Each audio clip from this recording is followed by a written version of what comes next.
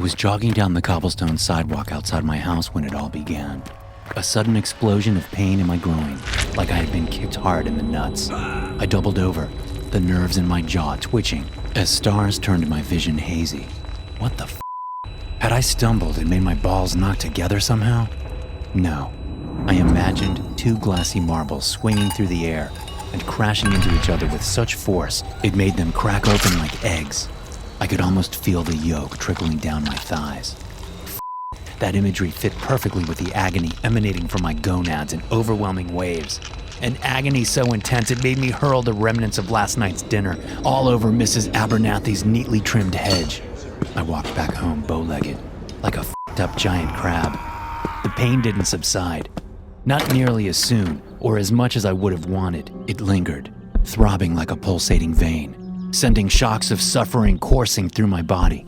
Ice packs, painkillers, some good old rest, nothing seemed to help. I spent the day covered in sweat, teeth gnashed to the point of breaking. My coworkers thought I was nuts. I didn't know how to tell them that the problem was my fucking nuts. Time flowed slow and thick, like molasses. Each tick of every clock I saw seemed to carry a hint of rust. By the time I came back home from the office, my thighs felt raw, like they'd been chafed with sandpaper till the skin started to peel. It was impossible, because I had kept them as far apart as I could without looking like a sex offender. Yet my crotch was damp with sweat. It looked like I had pissed myself. I hadn't. Any attempt to force urine out of my now reddish penis was met with a burning pain. Felt like acid was flooding my urethra. And the worst of all, my balls were starting to swell. When I first spied them in the office washroom, I dismissed the swelling as the natural result of an injury. An injury I thought would heal with time. But when I saw them again back at home, I was forced to stifle a very shrill scream. My little nuts, usually the size of plums, had swollen into oranges. I quickly and gingerly pulled my pants back on. The grotesque bulge in my trousers left me staggering. It looked like I had stuffed tennis balls down my underwear. That's it. Time to go see a fucking doctor. Trouble was, I'm absolutely terrified of doctors. I have nightmares about them. Sadistic bastards with their pristine white lab coats and shining smiles poking and prodding at me. A childhood incident involving a scalpel and a tongue depressor had left me scarred for life. I looked at them all with an unhealthy amount of distrust. I decided against going to the doctor that evening. Maybe just a little more time will do the trick, I reasoned. A good night's rest, and I'll be good as new the next morning. What a fucking idiot. I slept on my back that night, or tried to at least, naked, with my knees raised in the air, like I was about to give birth, letting the whirling fan blast cool air down at my crotch. As the throbbing ache in my family jewels continued, I thought about what the fuck had actually happened to me. How did I hurt myself this bad? A small accident involving my nuts rocking against one another? It couldn't get this bad with just that. What then? A pulled muscle? A blown vein? Ridiculous. I shuddered as I remembered all the scary shit I had read about on the internet. Worms and spiders and parasites nesting in odd nooks and crannies in the human body. Dear God, I hoped it wasn't that. Anything but that. If I saw insects crawling out of... No, stop that. The night wore on. I sweated, tossed and turned, and made the pain flare up even worse. Got up and waddled around my room before gently slipping back into bed again. I don't think I got a wink of sleep that night. My eyes were bloodshot red and wide open by the time sunlight started streaming through the windows. The muscles in my limbs were stretched tighter than the skin of a bongo drum while my heart pounded like a wild beast in my chest. And my balls? Fuck. My balls. They had swollen further through the night, turning from oranges to big grapefruits to fucking melons. My dick slipped and slid between my gigantic testicles, like a black worm squirming and writhing on a pair of wrinkled breasts. My pubic hair looked like a tiny patch of matted black grass above my scrotum. The flesh around my crotch had reddened, as if the veins in my thighs had vomited out everything within them. Skin peeled off, flaky and ruddy and hot and wet. I had entered the fucking twilight zone. What was happening to me was so far beyond the realm of logic and reason that it made my brain stretch against my skull. Doctor, now. I staggered onto my feet, groaning in pain as my nuts, can't really call them fucking nuts anymore. My heavy coconuts dangled beneath me, threatening to tear free from my body.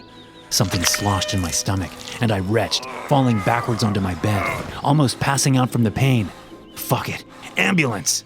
I dreaded how much it would cost me, but chose to call for an ambulance anyway. There was no way I was getting to the hospital by myself. No fucking way. My balls would rip free and my guts would slide out of the hole and splatter on the carpeted floor of my car before I could even pull out of my driveway. So I waited. I got dressed, as much as I could anyway, while using a chair as a stool to rest my beach balls.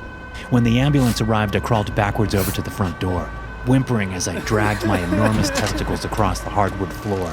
They were even bigger then, so big that the wrinkles had disappeared into the taut skin. I could see black veins scrawled across them like a fucked up spider web. The EMTs screamed when they saw me. I must have looked like a monster out of a Cronenberg movie. Half naked, wide-eyed, pale as candle wax and covered in sweat with balls big and full like water balloons made out of skin. I don't remember much about the ride to the hospital. I was too delirious for that. Sometimes, though, bits and pieces will flash through my head. Paramedics shouting into the radio, their hands trembling as they fondled my colossal balls with fear and something that almost seemed to approach reverence. Being placed on a gurney, gasps and screams erupting all around us as we rolled into the hospital.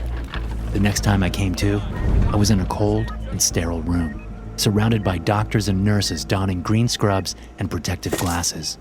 A bright light glared down at my crotch. I blinked rapidly, trying to clear the cobwebs clouding my vision.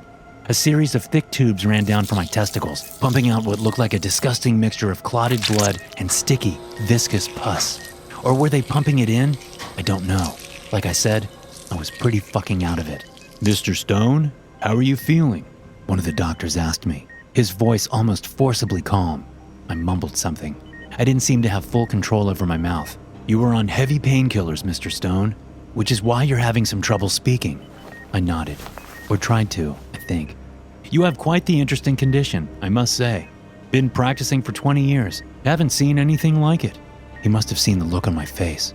"Oh, don't worry. We'll take care of it. Make some incisions here and there, and drain whatever's in these suckers right out. You just relax. Now," he muttered something incomprehensible. "Huh? What was that?" I asked, wrestling with my tongue to slowly force the words out. "I said, I'm going to cut your fucking balls off, you little bitch." My spine shivered as he spat those words out. What the fuck? Was I hallucinating? Then I heard another voice. "There seems to be some bone-like formation under the skin, doctor." "La la la la la, itty-bitty balls, snip, snip, snip." "Bone? Within the scrotum? That can't be right." A hollow sound issued, like knocking on a wooden table. My hips shuddered. Very interesting. We are recording this, right? Take the whole fucking thing off." Then a sloshy, squishy sound followed, and my esophagus undulated. "What is that? Christ, it's glowing." "What the fuck? Is that a tent?" Those last words were cut off by a hair-raising, eardrum-shattering scream that ripped out of my throat. It felt like a dam had burst within me.